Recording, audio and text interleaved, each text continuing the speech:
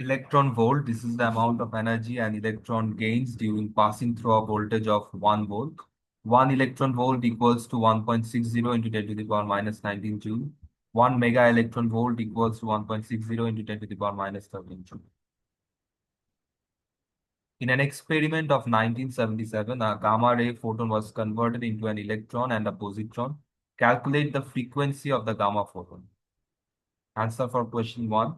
Mass of an electron equals to 9.11 into 10 to the power minus 31 kg. Change in energy equals to change in mass into speed of light whole square. 9.11 into 10 to the power minus 31 into 3 into 10 to the power 8 whole square. Change in energy equals to 8.20 into 10 to the power minus 14 joule. The energy of a photon must be double of the amount of energy needed to produce an electron or a positron. So 8.20 into 10 to the power minus 14 into 2, 16.4 into 10 to the power minus 14 joule.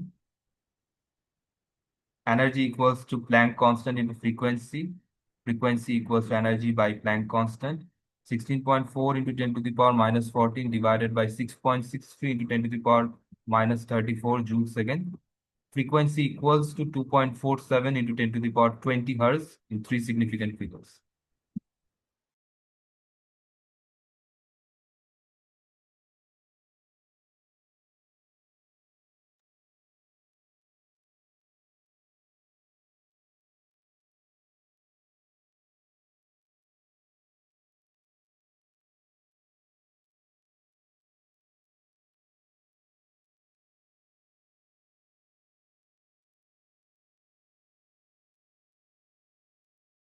Question 2. In 1925, an experiment using TKD proved the existence of a particle called Y boson. The proton-antiproton collider TKD was a large particle accelerator.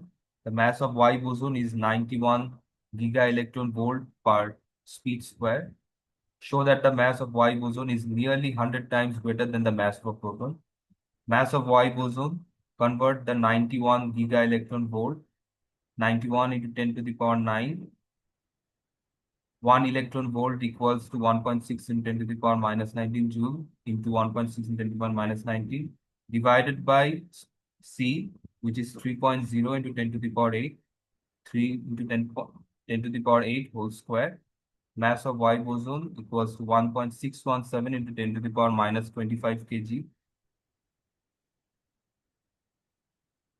Mass of Y boson 1.617 in 10 to the power minus 25 divided by mass of a proton 1.67 in 10 to the power minus 27 equals to 96.8. So the mass of boson is approximately 97 times that of a proton.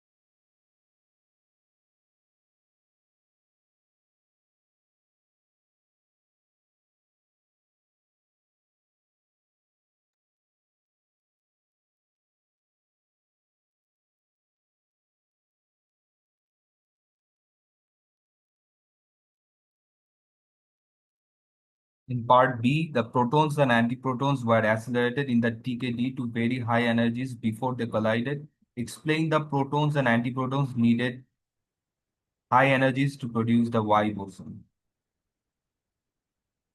The mass energy is conserved. Change in energy equals to change in mass into speed of light whole square. To create a high mass particle, large amounts of energy is needed. The additional energy comes from the kinetic energy of colliding particles.